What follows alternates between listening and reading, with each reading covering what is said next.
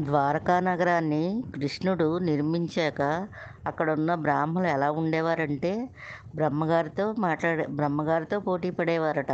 బ్రహ్మగారే మొత్తం అన్ని విద్యలలో, అన్ని పురాణాల్లో గొప్పవారు కదా! అలాంటి వారితో ఈ బ్రాహ్మలు మాతో శాస్త్ర చర్చకొస్తావా? వ్యాకరణ చర్చకొస్తావా? వేదాలతో పోటీ పడతావా? అని ఆహ్, అనేవారట.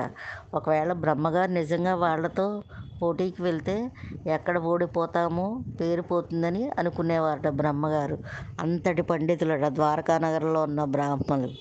మళ్ళీ వైశ్యులు రత్నాల వ్యాపారం చేసేవారట, కొనేవారట, అమ్మేవారట, దానం చేసేవారట. వైశ్యులు చేసిన దానానికి ఆ బ్రాహ్మలు అయ్య బాబోయ్! మేము పట్టుకెళ్ళలేకపోతున్నామని చేతులు ఎత్తేసేవారట. అంత దానాలు చేసేవారట వైశ్యులు. మొత్తం అన్ని కులాల వాళ్ళు అన్నిట్లోని అన్నదానాలు చేయడం చాలా గొప్పగా ఉండేవారట. అందరూ ఐకమత్యంగా ఉండేవారట ద్వారకాలో ఉన్న ప్రజలు.